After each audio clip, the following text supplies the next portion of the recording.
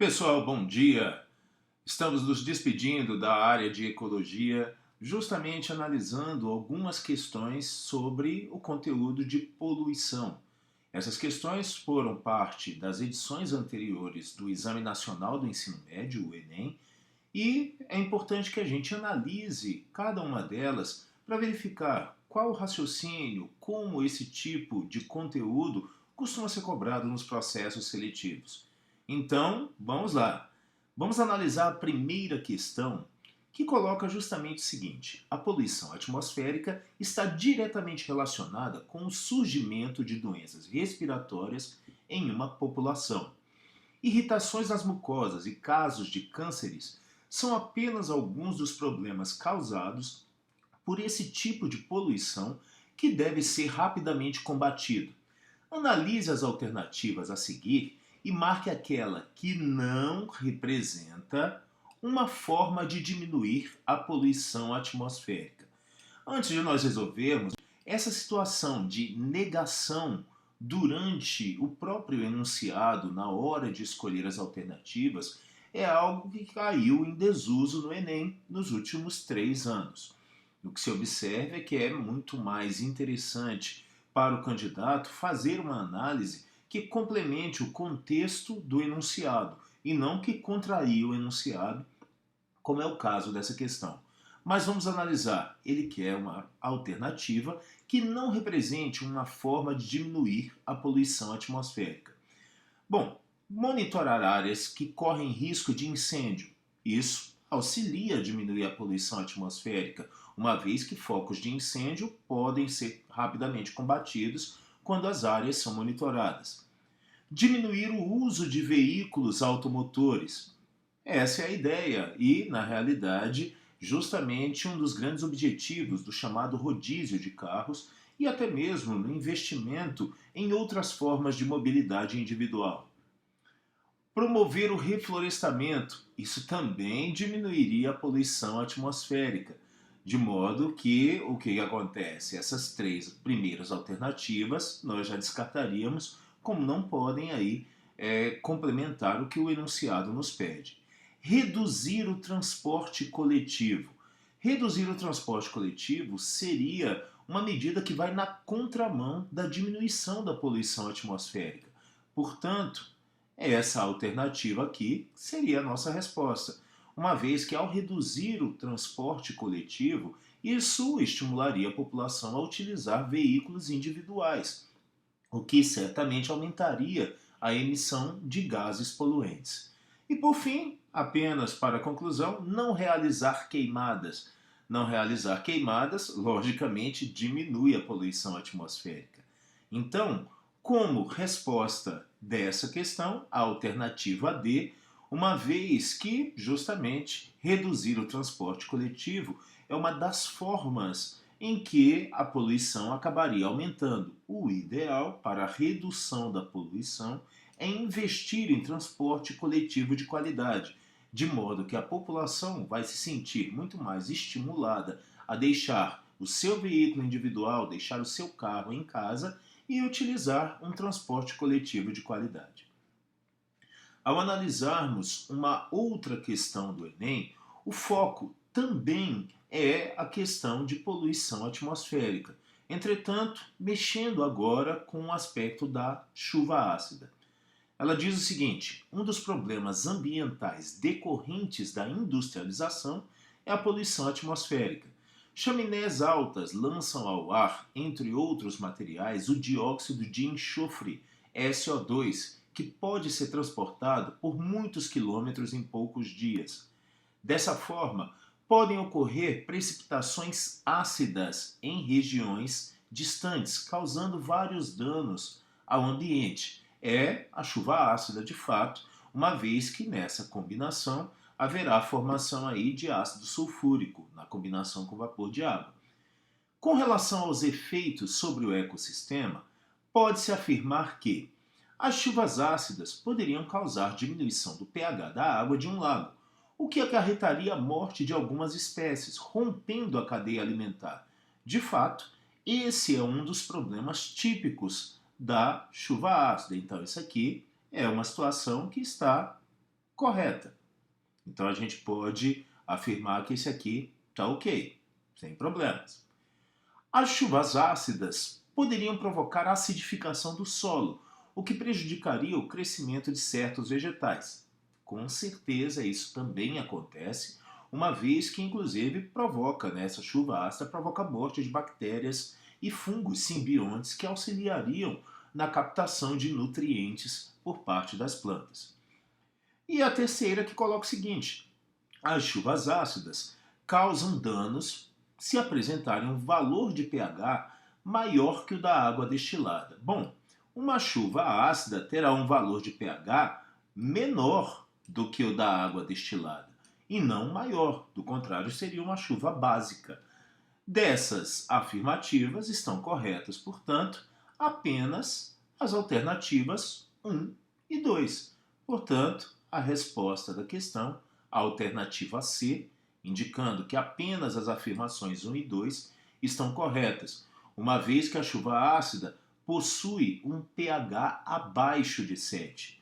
A água destilada tem um pH neutro, e a chuva ácida necessariamente abaixo de 7 e não um pH maior que o da água destilada, como afirma a alternativa 3. Esse tipo de alternativa de análise, na realidade, é muito comum nos processos seletivos. Na maioria das vezes, a gente encontra em questões de certo e errado, como as questões do modelo PAS. No Enem, esse tipo de modelo ele não tem sido muito frequente nos últimos 3 anos, porém, como é um processo dinâmico do Exame Nacional do Ensino Médio, é importante identificar esse tipo de raciocínio também.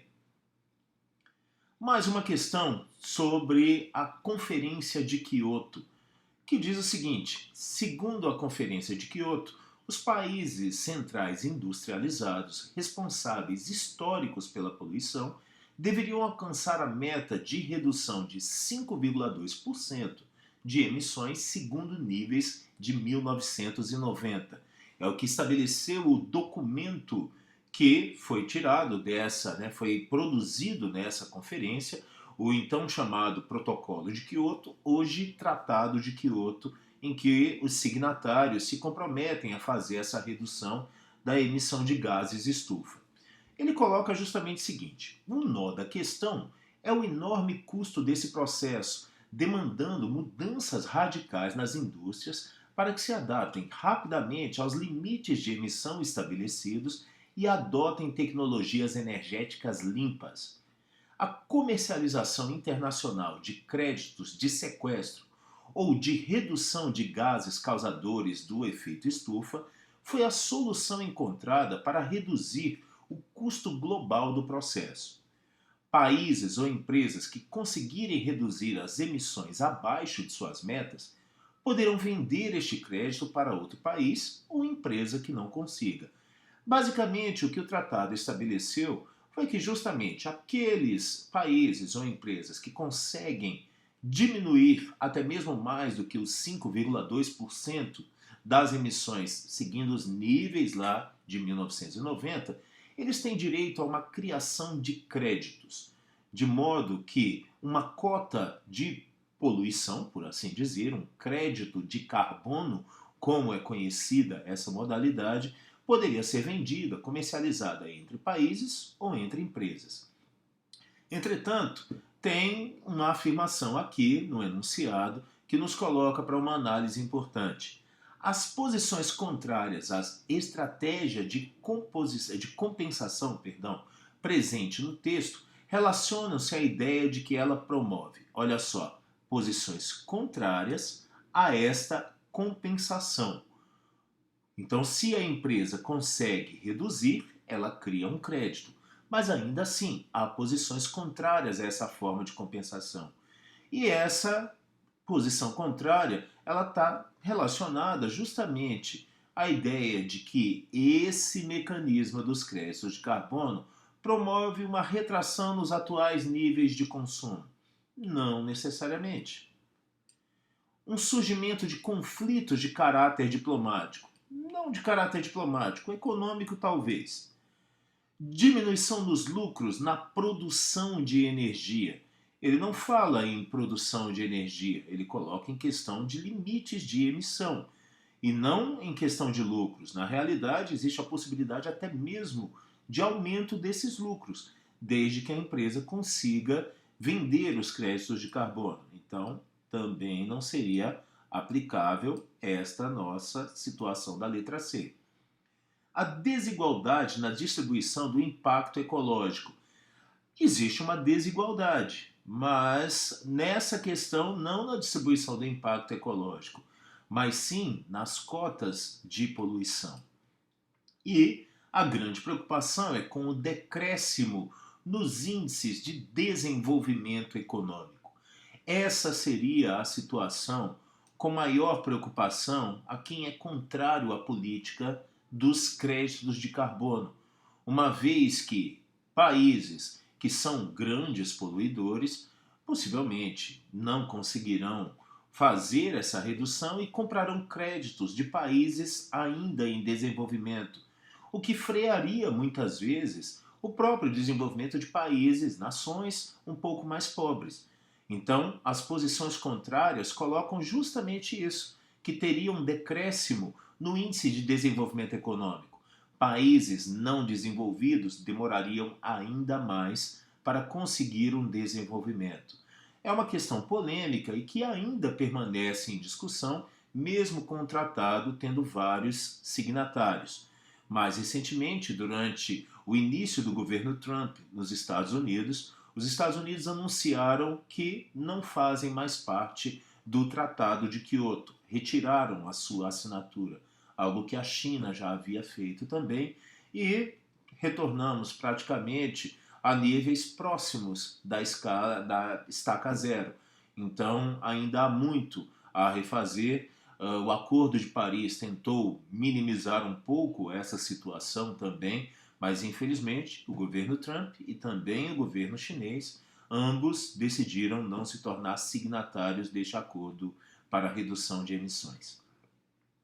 Analisando um pouco mais uma outra questão agora sobre o tratamento do lixo.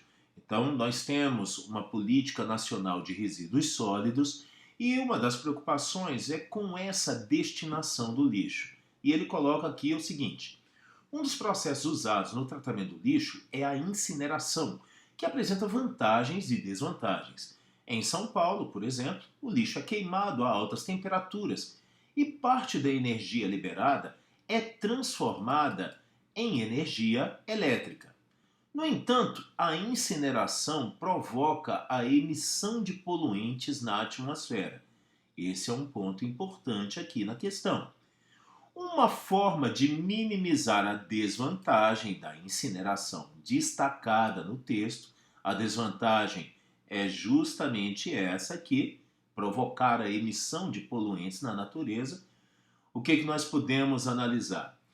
Uma forma de minimizar, a ideia é diminuir essa desvantagem, diminuir essa emissão de poluentes na atmosfera. Aumentar o volume do lixo incinerado vai na contramão do processo. Fomentar o uso de filtros nas chaminés dos incineradores para diminuir a poluição do ar. De fato, isso aqui minimiza essa emissão de poluentes. Essa é a situação que, de fato, responderia à questão de maneira correta à alternativa B. Apenas para eliminação das demais. Aumentar o volume de lixo para baratear os custos operacionais, isso aqui não permitiria, porque você aumenta o volume de lixo, aumenta o volume de incineração da mesma maneira.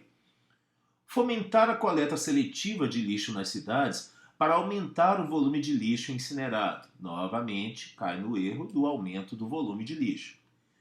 Diminuir a temperatura de incineração do lixo para produzir maior quantidade de energia elétrica. Se eu diminuir, eu não terei maior quantidade de energia elétrica, uma vez que ele é queimado a altas temperaturas e parte da energia liberada que é transformada em energia elétrica. Então, a alternativa E também estaria em contradição com o enunciado, quando o foco é justamente minimizar a desvantagem, que é exatamente essa aqui de alta emissão de poluentes na atmosfera. Algo que apenas os filtros nas chaminés é que poderiam auxiliar nessa diminuição da poluição do ar. Essa é uma situação que já é realizada em boa parte das cidades, inclusive a cidade de São Paulo, na questão da incineração do lixo. As usinas de incineração são equipadas com filtros cada vez mais modernos, exatamente com esta intenção. Ao analisarmos mais uma questão envolvendo aspectos da industrialização, o que nós temos aqui? As cidades industrializadas produzem grandes proporções de gases como o CO2, o principal gás causador do efeito estufa. Isso ocorre por causa da quantidade de combustíveis fósseis queimados, principalmente no transporte, mas também em caldeiras industriais. Além disso, nessas cidades, concentram-se as maiores áreas com solos asfaltados e concretados, o que aumenta a retenção de calor, formando o que se conhece por ilhas de calor. Tal fenômeno ocorre porque esses materiais absorvem o calor e o devolvem para o ar sob a forma de radiação térmica. Então, nós temos locais isolados com uma temperatura mais alta do que as áreas ao redor deles. Nós temos aqui em Brasília, por exemplo, 2 ilhas de calor já identificadas. Há uma região na cidade de Águas Claras, há outra região de ilha de calor no setor comercial sul, de modo que é uma preocupação muito grande, uma vez que é o solo asfaltado e concretado, aumentando essa retenção de calor. E aí ele coloca o seguinte: em áreas urbanas, devido à atuação conjunta do efeito estufa e das ilhas de calor, espera-se que o consumo de energia elétrica... E aí, o que vai acontecer? Se as áreas estão mais quentes, em especial, por exemplo, nesta época do ano, que nós temos aqui em Brasília, quente e seco, né? Uma condição climática quente e seca. O consumo de energia elétrica nessas condições tende, na realidade, a aumentar. As pessoas utilizam mais ventiladores, utilizam mais aparelhos refrigeradores, utilizam mais aparelhos de ar-condicionado. Então, quando se fala, espera-se que o consumo de energia elétrica diminua, a gente já pode eliminar essas alternativas que falam em diminuição. Ao analisarmos as alternativas que sobraram, B e D, aumentam devido ao bloqueio da luz do Sol pelos gases do efeito estufa. Isso aqui não ocorre. Na realidade, os gases de efeito estufa acabam retendo mais calor, o calor que seria refletido ao espaço. Então, a alternativa B, eliminada também. E ao analisarmos a alternativa D, nós percebemos ela de fato a resposta. O consumo de energia elétrica deve aumentar devido à necessidade de maior refrigeração de indústrias e residências. É um dos grandes problemas na ilha de calor e é por essa razão que nesta época do ano, nessa época mais quente, há um aumento do consumo de energia elétrica, o que muitas vezes gera uma instabilidade, principalmente nos horários de pico, no início da manhã e no final da tarde, quando as pessoas começam a retornar do trabalho. Ao chegar em casa, utilizam mais a iluminação, utilizam também mais aparelhos de ar-condicionado, utilizam bastante os chuveiros, e isso leva a um pico no consumo de energia elétrica. Tá certo? E por hoje, pessoal, é só. Nós agradecemos mais uma vez a sua atenção e bom estudo. Um grande abraço e vamos em frente!